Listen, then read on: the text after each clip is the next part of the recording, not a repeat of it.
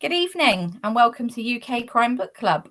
This evening I'm delighted to be joined by author of How to Survive a Classic Crime Novel, Kate Jackson. Hi Kate, thank you for joining us this evening. So this is your third book, I believe. So would you like to tell us a little bit about How to Survive a Crime Club? I can't get crime classic crime novel even. Oh my goodness me. Yes, no, and thank you for letting me come and speak to you today. But How to Survive a Classic Crime Novel, it's kind of a spoof self-help survival guide to help you if you ever wake up one morning and you find yourself in the middle of a classic crime, something like a Christie novel. You know, it could happen, you never know. And the whole book is structured around one day. So it starts with you waking up and it's looking at dangers in the house, but then the other chapters then move into commuting and work, then other things like holidays and romance, and obviously what to do if you come across a dead body. Because everybody needs to know that, because you never know when that might come in handy. What gave you the idea to, so you're obviously, you're a blogger as well, like you're a crime blogger. So what gave you the idea that, because actually we do need this book, but how did you find that gap in the market and decide that that's what you were going to write? Well, I think I probably going to end up endorsing that horrible author stereotype of the idea popped into my head one day, which is terrible. I should have a better story than that, really. But I think I imagine probably something that's just in the back of my mind. And on my blog in the past, I'd done like sort of little sort of posts, like, Agatha Christie's advice for going on holiday, or Agatha Christie's advice on, going to school and university. So I'd already kind of dipped my toe into those waters to begin with, I would say. Yeah, because I think that's the thing, isn't it? Is that a lot of the people who are fans, are part of the group, are big sort of golden age classic crime fans. And so for me, when I saw it last year when it was in the British Library's catalogue, and I was like, I need to read that book, because so if we look inside, it's not just like text, is it? It's got lovely illustrations and sort of like you said, we've got sort of short chapters on different bits about how we're going to sort of 7 top tips for finding your next great job. And like you say, it's all sort of very sort of, it's like a tongue-in-cheek sort of way of, looking at it. So how much research and sort of what research did you do? Because I imagine you didn't have all this in your head, or did you? No, I definitely didn't have it all in my head, though I think the fact I'd done maybe 6-7 years of blogging before I'd started to write it probably helped me an awful lot. Because I think when it came to researching this, I think my resources were far more digitally based rather than like sort of printed reference books. Mm-hmm. So it's going to sound very egotistical, but I did go to my own blog to begin with to try and find some examples of things. But then I kind of moved out to other like blogs that I read and who I'm friends with. So obviously there's kind of quite a good classic crime blogging community out there across the world. We've all kind of got our own little sort of niche areas of interest. We've also got different access to different books. So, thankfully, I've got quite a few American bloggers who, have really obscure books at their fingertips that you'd never find in Britain. Or if you did, it would cost you probably a bank loan to buy a copy. So being able to kind of pick their brains about books, and just simply the fact it's online and digital means I can just use the search function, which you really can't do with a print book, because I kind of knew which topics I wanted for this thing. For instance, chapter 1 is different rooms in the house. So I kind of know, right, I want things with bedrooms and kitchens and libraries, but I wasn't quite sure what I was going to find. It's more of a fishing trip. So being able to sort of use those key terms to start searching through my blog and other different blogs and websites means I could kind of travel through a lot of research in a much shorter time frame, I would say. Because I had visions of you sort of sat in the British Library with all like everything sort of out on one of the reading rooms. Oh, I don't know. I think I managed that in my own office as well with my own books. Of course, once you start wanting to do quotes, you need to then find page numbers, And then you're just like, I didn't write this page number down originally. So then trying to guess whereabouts would this be in this book. And to be fair, I even had people around the world, turn their houses upside down to find a book for me to then look, what happens in chapter 6? Could you tell me, please? And stuff like Can you that. take a photo and send it over? Was a little bit like, I think the only kind of maybe print books that I did use were kind of collections of contemporary reviews. So reviews written by Dorothy L. Sayers and Anthony Boucher, because they're really good for obviously bringing up obscure books, but they're also, because they're kind of good and bad, because they give you lots of new titles to me, but they're really tantalizing. So they don't necessarily give you the full answer or the full information. They just kind of leave you hanging on, how exactly was that cat used as a novel thing in World War II? I've got to find out now. So it did lead to a little bit of book buying, it has to be said. Well, I was going to say, was it a good excuse just so that you could buy? Well, I've got to buy that book because it's research for my novel. Yeah, I think I may have used that excuse a couple of times. It has to be said. So, did you? I was going to ask you a question a bit later on about sort of surprises, but did you find any authors that you hadn't heard of before for the book? Did you sort of come across anybody, that you hadn't heard of, or? Oh yes, definitely. I definitely learned something too. It wasn't kind of me kind of going, "Oh, this is all this stuff I know and nothing new." But that'd be quite dull for me, apart from anything else. But no, I definitely broadened my range of American kind of obscure kind of crime writers from the 40s and 30s. They're really good. If you want something really weird, you can rely on obscure 1940s American writers to meet that need. It's just like, why would anyone think to write that? We'll come back to that in a minute. I've just going to say hello to hi Laura, hi Sam. Laura's saying that it sounds fascinating, and will it be available as an ebook or only as a physical paperback? And I did ask you this, didn't I, last week for somebody else, and I believe it's not out on Kindle yet. Yes. But we don't really know what the plans are for the British Library. They don't put all their books on Kindle, do they? So it may become one, but it isn't at the moment. Yes, no, it's only physical at the moment, but you never know in the future, because I think they quite sporadically sometimes shift things from physical to Kindle as well. Because we did when we chatted about it briefly, we said about whether it's because it has got the illustrations. I don't know. I guess they can do illustrations in digital books, but I mean, it is a lovely book. It's like just one of those ones that you can have on the table and you can sort of pick it up, have a look, and because there was a lot of authors in there that I'd not heard of. So I'm just opening the page on You've Reached Your Destination, which is the commute one, and Raymond Postgate. I hadn't heard of him before, so it's interesting. I think the only thing that slightly concerns me is that it's going to give me even more books to buy. It makes me feel better about my own to be read pile is make everyone else's bigger. Yeah, you can see most of mine behind me. The teetering pile there, and then there's one over there and one there that you can't see. And yeah, it's not good for the book buying. So if I was to say to you, you can pick one setting for a classic crime novel, what would your sort of favorite setting be? Oh no, this is I'm always terrible at these just pick one ones. I'm terrible at that, because I very much kind of like sort of the unusual and the quirky. So for example, there's The Man Who Loved Lions by Ethelina White, and she sets that at a country house, but not any old country house. It's during the blackout of World War II, and it's got a private zoo. And obviously the characters are all coming there for a college reunion. And let's just say there's someone a little bit unhinged who decides they want to bump people off. And of course, let's just say the animals are not where they're meant to be, and the gates are definitely open. And what was that? Well, who was she? Ethelina White. The British Library have recently reprinted The Wheel Spins by her, so it's the same author.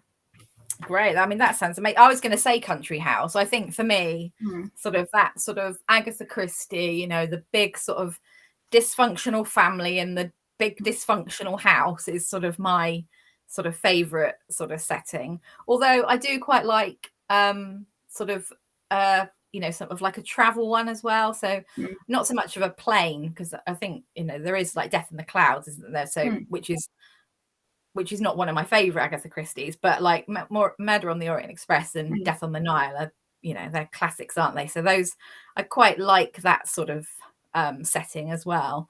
But yeah, that sounds fascinating. As country house with a zoo. I like, how do you even think of that? Yes, and I like ones I can sometimes tell with some authors who have used their personal experiences to kind of influence their choice of settings. So you've kind of got Death in Captivity by Michael Gilbert, who used his own wartime experiences to create the setting of a prisoner of war camp. And it's got an impossible crime where these various prisoners are trying to dig an escape tunnel. And then one day, the 4 men lift off the really heavy thing on top of the cover. They take the cover off, and inside their escape tunnel is a dead body. And they don't know how it could have got there because, as I said, it takes nearly 4 or 5 people to lift the really heavy stuff off. There's always people in the hut. And they can't tell the authorities because then it would expose the escape tunnel. Yeah. They shouldn't have been digging that hole. Yes. Wow, that's amazing. It never ceases to surprise me, the sort of the weird and wonderful settings that people and the ideas that that come into people's heads. So I guess some of it is to do with your own. So I guess like part of like the Agatha Christie one is that all of us have sort of, or know people who have sort of families that have characters that are a bit not murderers, but but interesting. It's interesting characters. So I can't see who it is that's asked the question, but somebody has asked the question. It might be Kaz actually. Which fictional detective would be the best classic crime survivor? Oh, I know. I was looking at that and I was thinking, which would it be? And to be fair, I'm slightly tempted to go with Mrs. Bradley by Gladys Mitchell, simply because she's not shy about having to kill somebody if necessary. She's handy with a gun and probably good with a flick blade for all I know. And she's just completely kind of, I think, sort of unusual to say the least. Not just in her clothing. So I haven't heard of her then. So is she sort of part of a series? Is she like a one-off or? Oh no, a big series by Gladys Mitchell. So yes, Mrs. Bradley, she's kind of a home office psychologist. She's kind of does stuff for the home office. She's a psychologist, and she's just very outlandish, and she's kind of very different. It's probably same age group as Miss Marple, but very different. Yeah, I don't know. Miss Marple's never touted a gun, I don't think. No, I think she has a very different, kind of has almost unorthodox sort of morality and ideas of justice as well, I would say. You're definitely not going to be helping my book buying thing. I can see this from the so I won't ask you the next question. I'll go back to that one because it's another one I'm going to ask you to pick. Oh no. So if you were going to write, so I don't know whether you've ever thought about writing your own crime classic novel, or that's something that you would think about, but if you were going to, what do you think the fundamental elements would be that you would include? What do you sort of think that they have to be there? Well, obviously a murder, because I mean that's part of the course, but yeah, well, I don't know. I think the more I read, the greater I respect I have for writing novels. It really is quite hard to do them well. But I think for me, I would probably want it to be comic crime fiction, because whilst I don't mind reading darker crime fiction from time to time, I do prefer kind of the more funny side of it. So things like Edmund Crispin, for example. Yeah. And I quite like the idea of metafiction as well, so kind of like a story which is aware that it's inside a mystery universe. And I think you still get that today with something like Benjamin Stevenson's "Everyone in My Family Has Killed Someone." Yeah, so something like that that kind of clever kind of plotting. I don't know if I could do it, but I would very much like to have it if I could. That would be quite good. And I like the idea of that, using documents and letters and diaries. I think you can have quite a lot of fun with that and kind of misdirecting the reader, but also building up kind of character. So something like, The Beast Must Die by Nicholas Blake, that's from the 1930s. And that's got a really good example of using, half the book is someone's diary, which I think gets used very well. I do like a diary in a book, actually, because I think it enables you to almost have like the two narrators, doesn't it? Because you can have like somebody who's reading the diary and also the diary. So you can almost have like two perspectives side by side, but very different. I quite like that sort of looking. And I think, like you say, you can be quite dark and it can sort of enable you to sort of drop the clues and, be able to sort of uncover the mystery. It's quite interesting. The Laura's saying, definitely agree. This chat is dangerous for the TBR. Well, so maybe we should have put a warning on at the beginning. So danger, this chat is going to be dangerous for your bank balance. Yes. No, I think and some other thing I probably like is I think there's a sense of urgency in terms of getting the crime solved. Because something like Evelina White's The Wheel Spins, Iris has got to try and prove to the authorities on the train that a woman has gone missing. Because once they get to the station, that woman's probably a goner, and she's got like a train drive journey to do it. Or with something like Deadline at Dawn by Cornell Woolidge, that entire novel takes place over 5.5 hours. That's how short a time frame it's.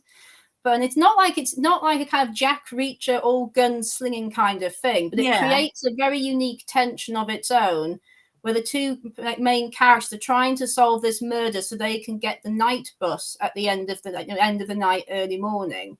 Yeah, it was quite sweet because because they've only just met that night. They realise their parents live back to back in the same town. They're fed up of living in the city. Their dreams have gone to dust. They're like, if we can just reach that bus, we might have a new chance of like a different life. Yeah. It's kind of weirdly quite a romantic sort of mystery novel, which I wasn't quite expecting from that writer.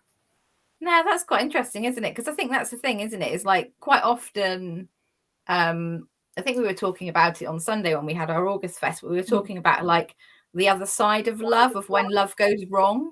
And quite often that sort of, the motive, I think Poirot says, doesn't he, about there's 3 or 4 motives, there's like the love and lust and sort of money. And so that's, I think that's something that you need to have, don't you? You need to, so romance is another sort of, it can, well, I guess romance and thwarted romance is generally more like somebody having an affair or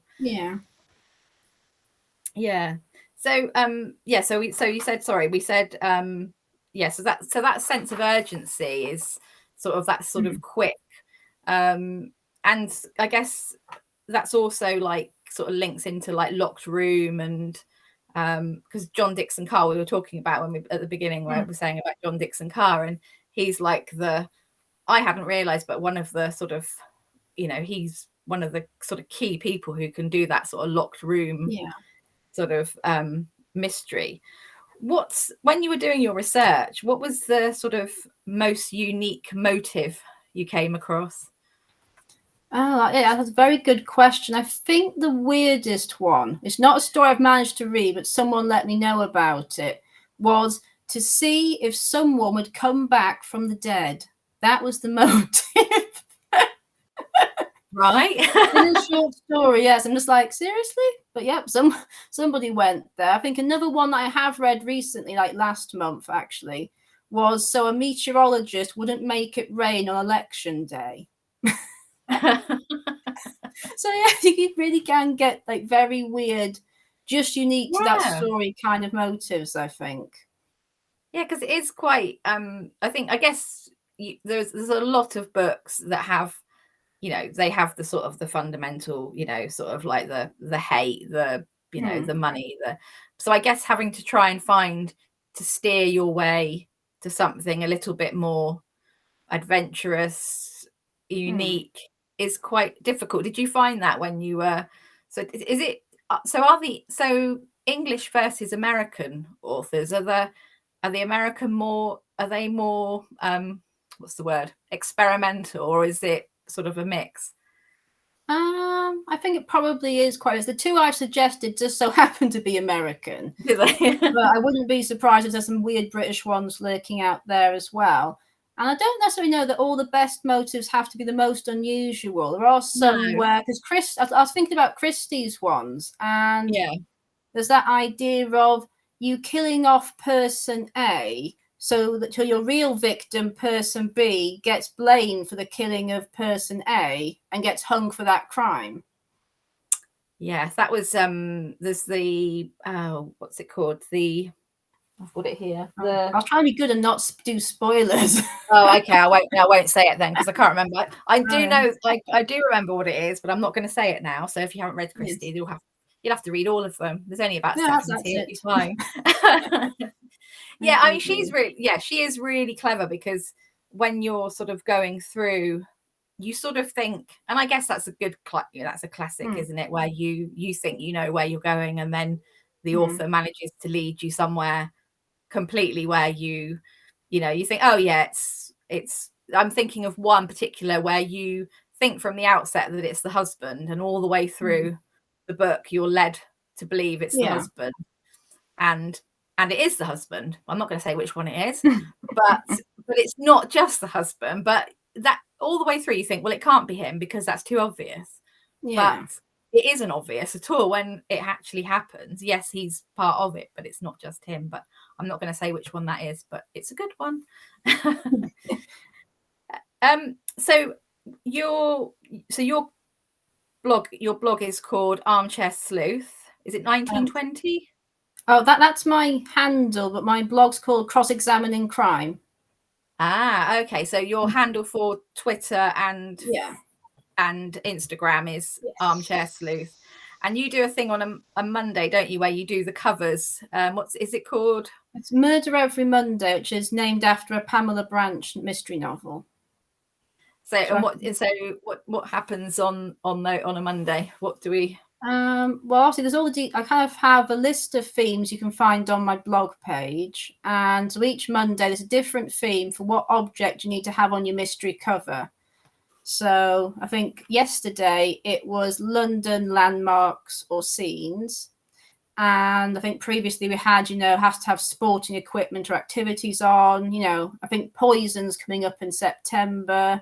Well, I just wanted to kind of come up with an activity where it didn't have to be just the bloggers who took part. It was anybody who reads crime fiction could take part. And therefore it wasn't too demanding. It was find your cover, take your photograph, share it. And that's kind of, the idea of maybe that people would find other books they wanted to read by seeing other people's entries. Yeah, because I think I did it one day, and was it a murder by with a blunt object, and I think I used murder in Mesopotamia, which was an Agatha Christie. Oh, but my screen just decided to die then for a minute. So I've got so Kaz has said, just been Googling to ask questions, and there is a Kate Jackson who is a Canadian herpetologist who writes books about snakes. Do you ever get mixed up? I don't think I'm famous enough for that to happen yet. Though, unfortunately, Kate Jackson's a very, common name. I think there was an actress in Charlie's Angels in the original series. Oh, yeah, there was actually. Yeah, I remember brown hair. Yeah. Yes. Oh, well, I mean, yeah. So snakes is more interesting, I think, than being a Charlie's Angel.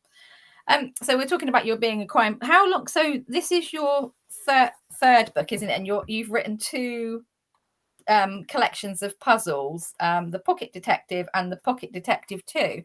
So how did you sort of come to, how long did it take you to be published, or what was sort of the process for you for that? It definitely wasn't a planned one, because when I started the blog back in 2015, to be honest, it was more because of my chronic health conditions, and I wasn't going to be able to do the work I wanted to do. It was kind of what do I do now? And I was trying to just find, like-minded people, because I was quite socially isolated. Yeah. But then it was just kind of, I did more reading, took part in sort of blogging events, and I started writing articles for Mystery Scene magazine and crime and detective stories magazine, which I still do.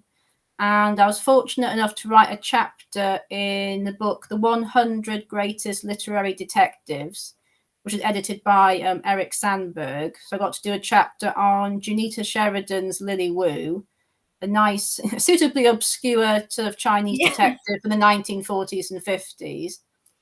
But yeah, I guess, I don't know, in terms of me sort of getting into publishing, it's kind of, I sort of went, oh, I've got an idea for something. This is something I wish existed.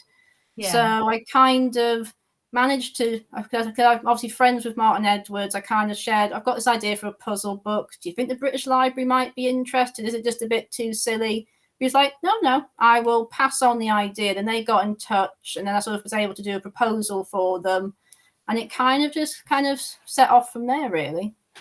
That's amazing, isn't it? That's like, just like for something, you know, for like going from your hobby to being published. And have you sort of been sort of excited by, you know, actually having, you know, a, you know, because you've done the puzzle books, but this one, we'll show this one because it's really cool.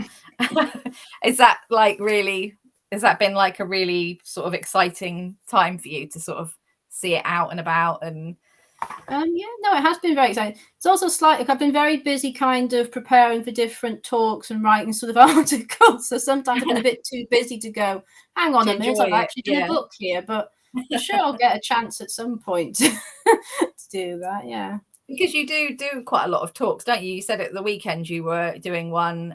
So you do sort of talks at festivals and sort of events, sort of crime events. And yeah, because of the book coming out, obviously I've had, you know, more than usual, because people like to ask someone who's recently brought something out. Yeah. So I looked at, you know, Dorothy L. Sayers' Guide to Amateur Sleuthing, and I spoke about that at obviously the Sayers Society convention on the weekend. But the talk is, I've shared it on my blog so people can have a read for those who couldn't get there. We'll put your blog up at the end so that if anybody wants to have a look at all your things, they can have a look and sort of see what you've been up to, because it's, you know, it's, you've got lots going on. So I'm going to go back to the one that I'm going to put you on, the one again. Oh, no. So, do you have a favorite crime author? Oh, trying to only pick one, you know, it's sort of like, you can have more than one if you know. I'll allow you to have more than one or two, you know. Yeah, 3, 4, 5. No, I'll be good. It's really hard trying to pick who to pick. Obviously, I, you know, very much a Christian Sayers fan. Yeah. But I thought it'd be kind of nice to share someone a little bit less well known. So I think I was going to go for Charlotte Armstrong, who kind of started. Yeah, she's an American writer. We started in the 40s, 50s, and 60s, that kind of period. And her sort of style was very much sort of psychological suspense, domestic suspense. But the more I've read of her, the more you can really see how she developed that whole subgenre and style into what it is today. Because she kind of carried on the work that Anthony Berkeley and Richard Hull did with the inverted mystery. And she kind of took that component and kind of combined it with psychological suspense. And what you are, when she's at her best, you do get very creative, very well plotted, but also very unusually plotted sort of books. So something like, you know, Catch as Catch Can is, it sets off with, well, it doesn't have an intentional murder at all. Someone's, you know, two people have had some lunch and it turns out that the wrong thing went in the salad. So the housekeeper's, you know, very poorly. And it's like, well, we need to get to this other person in time before the poison in the food takes effect. And it just so happens that second person has just come into a lot of money, which then gives some people ideas. So it's not about someone going to stab this person or drown or do anything violent to them. No. It's more just making sure they don't find out about the poison problem and they don't receive any help. So, and that kind of creates quite an unusual sort of narrative path, I would say. Yeah, because that's sort of like someone's already done the dirty work for you, but you're just got to try and stop them getting, you haven't actually had to do anything, but I guess you are an accessory in as well, because you know, but yeah, that's quite, I mean, it sort of never ceases to amaze me how many different ideas there are. And I mean, you must have found that with your research. You must have, like, your head must have been spinning sometimes with how did you sort of like did you start off with, right, I'm going to do a day? Is that how you sort of are you a planner? Or did you sort of gather it all up and then decide how you were going to sort of set it out? I think the idea of it being structured around a day kind of sprung up quite organically, quite quickly. And obviously, I was sort of discussing and sort of throwing ideas around with the British Library team. And I think we just kind of we landed on that idea quite early on because it kind of gives the book a natural flow of why you're moving on to each new topic. Yeah, which I think worked quite well. Yeah, because I think otherwise it could be. I mean, there's so many, isn't there? And there's so many things to. So I guess you needed that structure so that it does flow. Because otherwise, it is just going to be lots of different things on different pages. Whereas you're following through. What is your? This is a really weird question. Like when I wrote it down, I thought it sounds terrible, but I mean, we are talking a crime classic thing. So, what is your favourite murder? So stereotypical, you know. Are you a Poison fan? Are you a strangled fan? Are you a shooting fan? See, I'm a big Poison fan. I think Poison is. I don't know. They say poisoning is a woman's murder, don't they? Because it's not so. It's less brutal than a strangling or a shooting or a. And Agatha Christie uses poison a lot in her books. So have you got or is there a more off-peak one that you sort of... Oh, I definitely have some off-peak ones, but I'll be good and answer. I won't be a politician. I will answer the question I've been asked. And actually, I was going to go for Poison because for me, what I like about what makes a clever plot out of it is that the killer doesn't have to be there at the time the person dies. It's quite a delayed thing. So there's the time between you put the poison in whatever, and then the time between someone picking it up. And obviously that leaves you a lot of options because some really good stories show how the wrong person picks it up, or even the killer ends up getting killed by their own poison because there's been a switch and they didn't realize it. Yeah, so I kind of like that. I was going to say, I like that idea of how things can go sort of quite, the plan. Then the murderer has this really exact plan, and of course it just goes completely out the window. And you can get quite dark versions of that. Christie does quite a dark version of poisoning going wrong, but you also have some, let's say, more light-hearted poisonings going wrong. if that's a thing, in something like A Dram of Poison by Charlotte Armstrong, which quite literally has the killer sort of changing their mind about what they wanted to do and having to drive round, around the city trying to locate where their poison has gone, trying to stop it in time. So that's quite funny. I think it's I think Poison, it's just there's so many variations, isn't there, that you can have. And like you say, you don't have to be there. It can be, some of them you can do and people can die the next day, so you could be out of the country before, or there's another one, but I'm thinking another one of Christie is like things like Weed Killer and the sort of more things that you would have in your kitchen cupboard rather than thinking about the old skull and crossbone sort of poison, because obviously that's harder to come. I mean, I don't know now. I think it would be quite different, wouldn't it, writing a crime novel now? I think we were talking about that on Sunday as well, about how a classic crime, life is more straightforward. So, there's not social media. You can't look up things on the internet. Like you were saying about your research, you can't do, you would have had to have gone to a library or, a bookshop or something to find a book about poisons and how they work, unless, of course, you were a doctor or a nurse or whatever. But yeah, I think there's so many different ways that I think Poison, for me, I don't know whether, I guess the other ones are they're more vicious, I guess, as well. I mean, poisoning someone's fairly vicious, but as sort of the other sort of murder, I think it's interesting, isn't it? We talk about so everybody who's watching and everybody who reads crime is obviously interested in crime but most of us wouldn't do it, which I think is that sort of whole thing, isn't it? Do you think that's sort of something that you sort of, you know, being in that the blogging community and sort of the people that enjoy crime fiction and things, is that it is sort of a form of escapism? Yeah, I think that is true, because it's not, I guess, because classic crime fiction can be dark and gritty, but it doesn't have to do that through the medium of being quite graphic, I think. So you can and I think that is that element of trying to work out a puzzle, which I think is very good. But again, it doesn't mean that you're lacking in character or sort of kind of emotional poignancy. In the best classic crime novels, you can have it all. It's not an either or, I would say.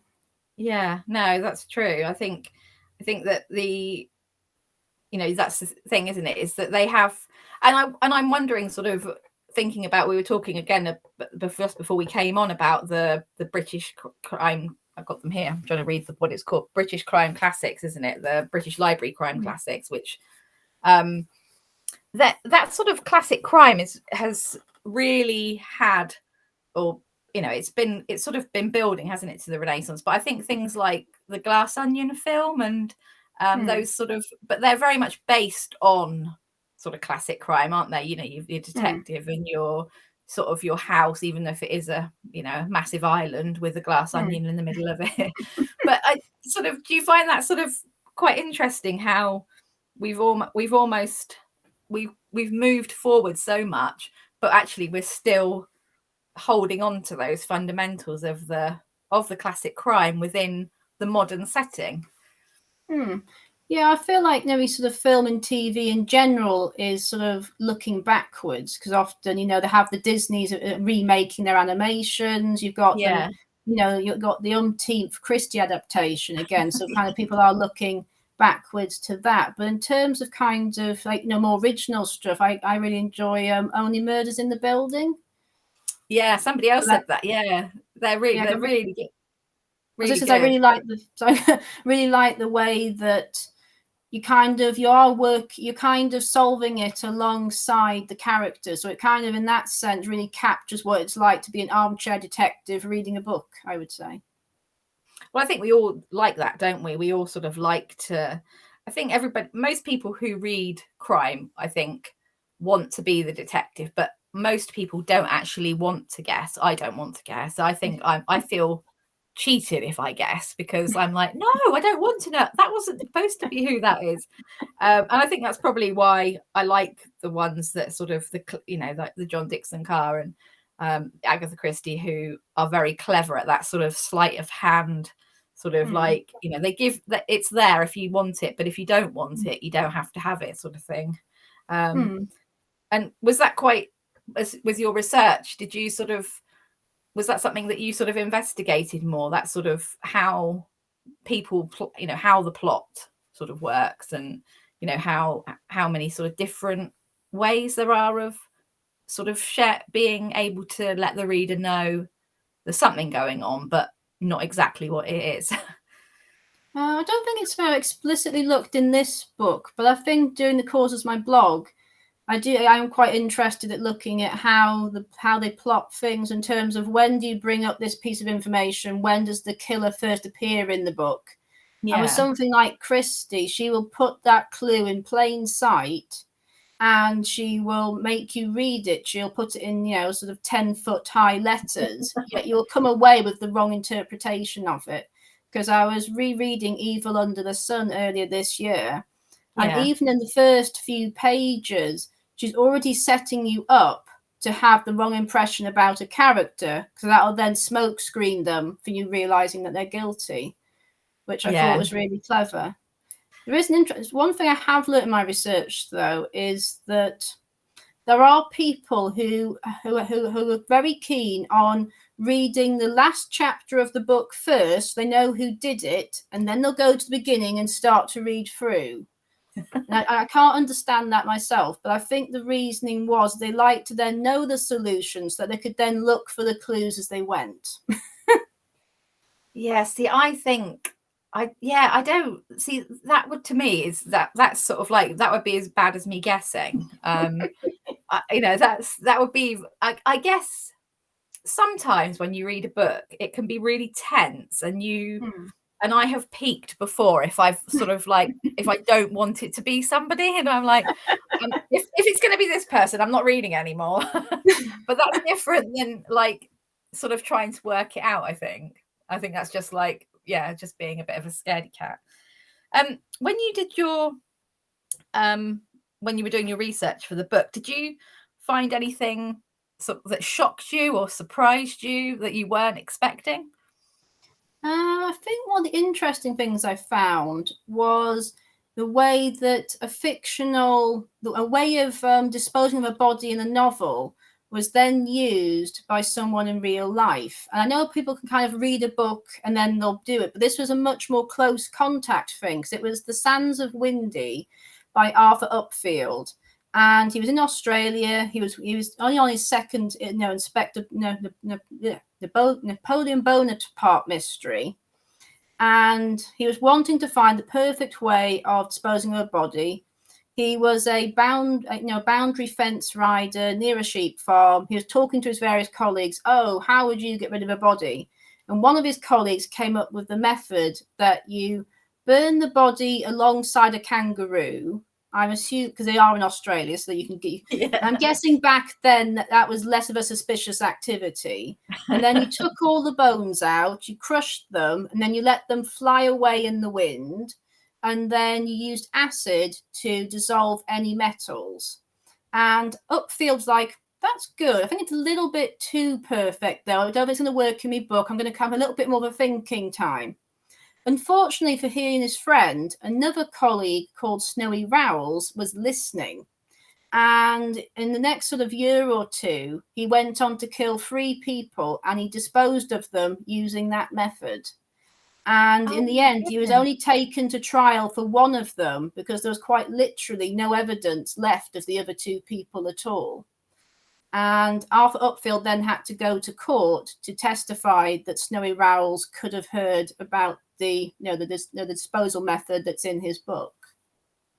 Wow, that is really dark, isn't it? So he did he hang for it, or did he go to prison? Yes, no, he was executed, but this was in the 1930s, sort of early 1930s. But yeah, he was only caught out because he didn't complete the process fully with the last victim. So there was some metal element left that could be used to identify him.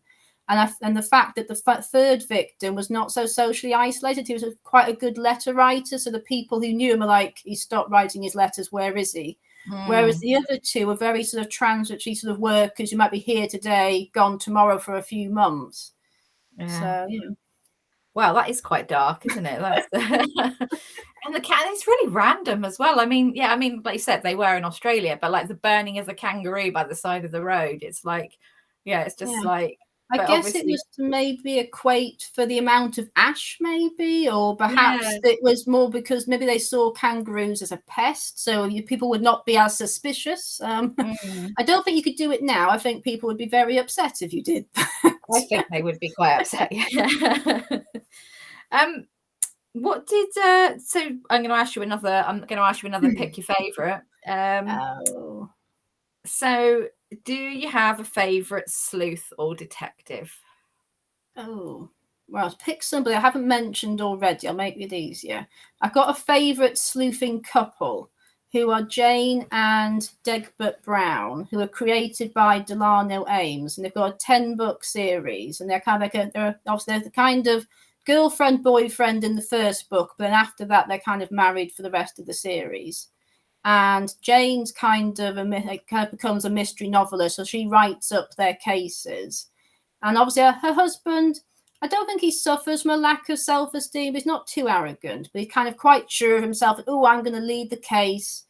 And quite a few times Jane's able to kind of trip him up a little bit, or kind of, because she does the writing of it, she kind of frames how he appears.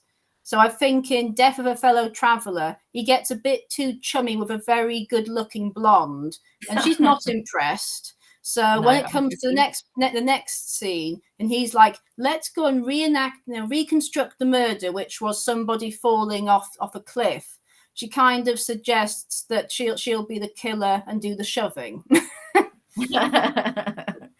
And when's that one set? That is in the 1940s. So I Oh, think really? that's, Yeah. So Delano Ames was right. That series starts late 1940s and finishes in 1959. And it's quite fun because they sort of go, because the Browns are not conventional in terms of their employment, because her husband, he's quite allergic to the 9 to 5. He likes sort of researching random 15th century poets, or he has to go to Spain to research this, and let's go on a bicycle holiday in the process. So they have quite unusual sort of settings and adventures. So do you when you do your blog, so do you sort of, do you just look at sort of, do you read sort of contemporary crime as well, or is it just, are you just a classic crime girl? No, I think in the main I'm classic crime, but I think like all readers, you just have seasons where the balance will be a little bit different. So Yeah. there's perhaps some times where it's been back-to-back classics for months, and then I would say in the last 2 or 3 months, I've maybe, for me, read maybe about 5 modern ones, which is quite a lot for me back to back. So it's just if something's grabbed my eye, I want to give it a go, that sort of thing. So I do read authors who are alive as well, occasionally. Well, that's good. And have you read anything sort of in the last few months that you've sort of like you'd recommend? Don't know whether they're sort of modern authors as such, but I very much enjoyed The Birthday Murder by Lang Lewis, which has just been reprinted this month, so everyone has access to it, which is always nice. You can say, this is a great book. It's also available, because often that's not always the case. And earlier this year, there was The Mill House Murders that I enjoyed, which is Japanese crime fiction from the 1980s. On the pile. Very much enjoyed that one. And also Subject Murder by Clifford Whitting. That was published in the 1940s, set in World War II, and again it's based on the author's sort of military service. So it's all kind of in the anti-battery camps that this character is working. And obviously there's a really horrible sergeant major who about 2/3 of the way through the book he's a goner. And to be fair, you're nearly cheering at that point because he is that horrible. That's quite nice, isn't it, when you have because quite often, I mean, in sort of modern, actually thinking about it, in Agatha Christie, she quite often bumps off the ones that aren't very nice. But sometimes somebody will get sort of murdered and you're like, oh, I didn't want them to go. Like, why is the horrible husband not gone? Or the horrible aunt or whatever. And so it's sort of, I guess that's our sort of, psychologically we're sort of willing them on to, like, so the horrible sergeant major meets his sort of, you want sometimes there's quite often probably on television more, isn't it? I'm thinking of like some of the sort of TV series. Quite often, you'll get a really awful character and you think, oh, I really hope they're going to be the one, which you wouldn't really think in real life, but it does sort of set them up, doesn't it, to be that sort of, I think that makes it easier, I think, to sort of, if you dislike someone, it's easier to accept that fate that they're going to have happen to them. And I guess if in the main it's more unlikable people who get killed, because then there's more motives to bump them off. I think it then also makes, it makes it more special or more sort of different or important when actually a character who's very nice gets killed. Because I think on Twitter a few months ago, a few people we were talking about, and are there some likable victims in classic crime? And actually, there were a few in Christie that I'd kind of forgotten about. But when they mentioned, I was like, oh yeah, actually, I think there's Dora in A Murder Is Announced, and that's like, oh. I'm thinking of the one with the dog. What's it called? Dumb Witness. Yes, that's the one. That's a bit of an unusual one, isn't it? Because she's not an unlikable character. And actually but some of them are pretty awful. But you were saying just now about like reading books that aren't available anymore. So how do you do you sort of buy quite a lot of secondhand? Do you sort of read online, or how do you sort of get your fix of all this stuff that's out of print? I think because of where I am geographically, a lot of my purchasing goes online. So Yeah. I'm very good friends with, Mr. eBay and Mr. Abe Books. Oh yeah, yes, I know both of them well. Yes, because they just tend to have the greater selection of sort of books. I do get some charity shop finds, and they're always quite exciting. You're like, oh, I found an Anthony Berkeley for 99p. That's kind of a red letter day. And I'm also quite fortunate that I've got friends who we kind of, we loan each other sort of various books. When we do kind of meet up at sort of festivals or events, we have a little kind of quick swap over of books. And I've also got some friends who are kind of, sort of independent sellers, and they sort of know the books I'm interested in. So if they come across one, they'll be like, oh, Kate, I found this one for you. And it has been very useful in the past to kind of go, great, I have been looking for that book for ages, and the only copy online, was £500. Wow. And then obviously, some books are just insanely expensive. And it's so nice when someone goes, actually, I've got a much cheaper copy. I'm like, yay, that's good.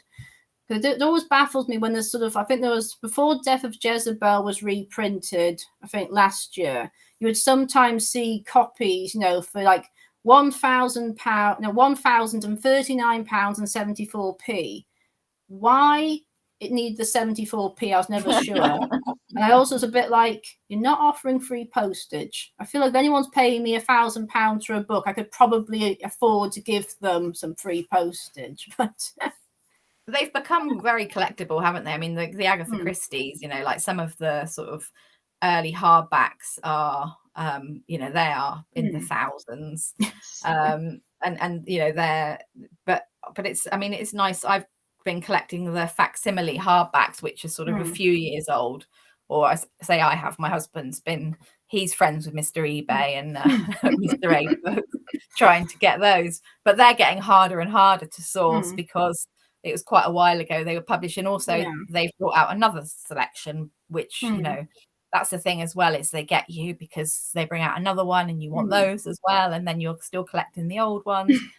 But I really like the sort of charity shop sort of going, and actually sort of chats like this where you get a whole load of new sort of crime authors that you haven't heard of is even more. Do you have a list? Have you got like a little book that you've got sort of, or do you just keep it in your head that you know what you like and want, sort of thing? Because I forget.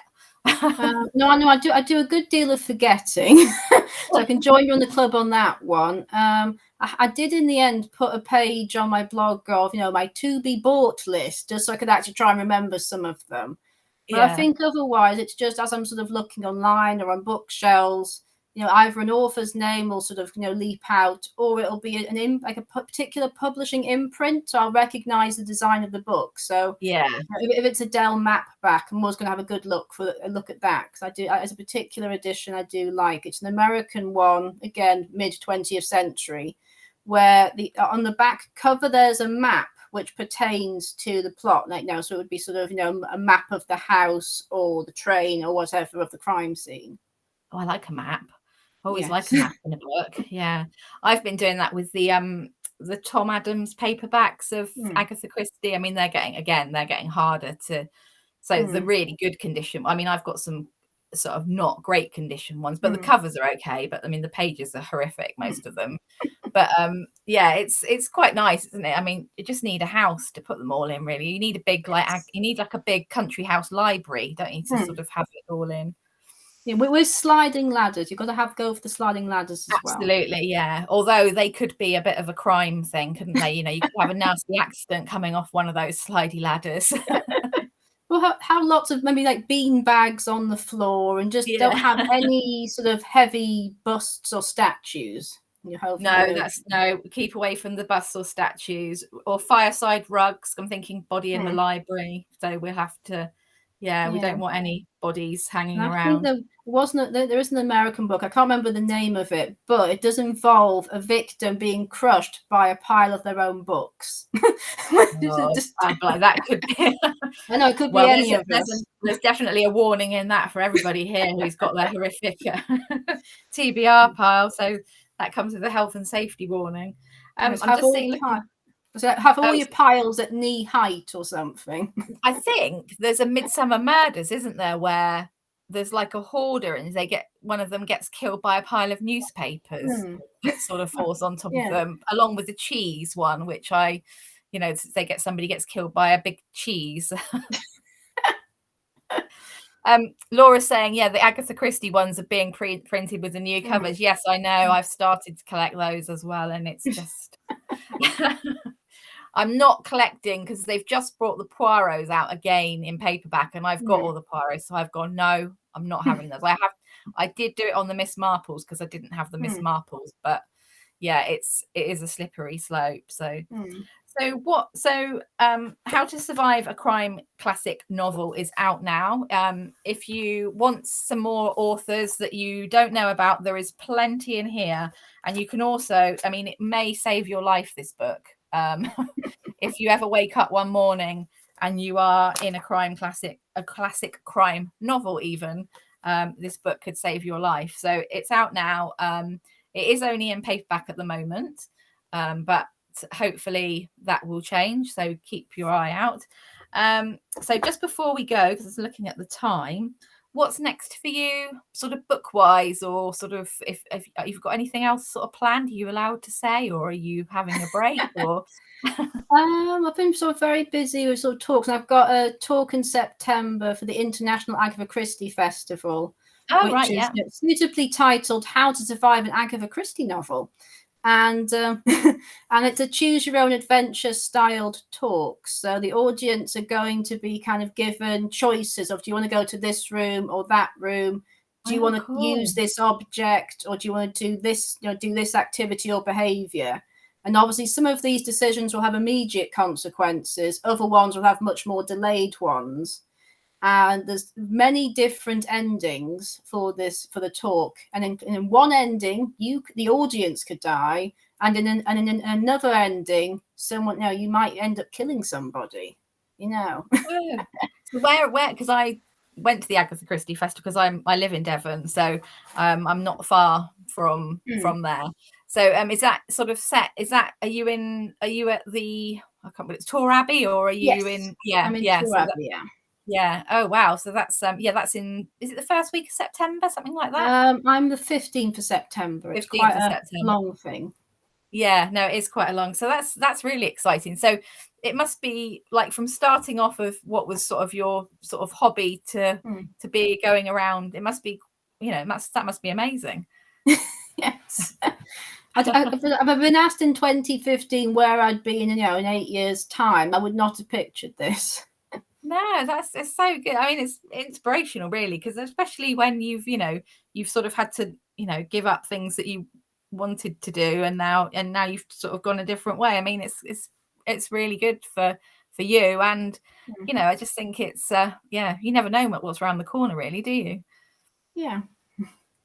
Well, thank you so much for joining us this evening, and I'm sorry to everybody who's watching who has just had about 10 more books added at least to their pile. I will share on Facebook Kate's blog. So if you want to have a look at what else she's up to, and if you want to join in with the Monday picture, I can't believe you said what it was called. Sorry. Murder Every Monday. Murder Every Monday. Is that right? Yeah. So if you want to join in with that on Monday, then please do as well. So thank you for joining us. Keep an eye out for what's coming up next on UK Crime Book Club. And thank you, everybody, for joining us. And thank you, Kate, for your time this evening, and good luck with the book. Oh, thank you. It's been great to talk to you. So we will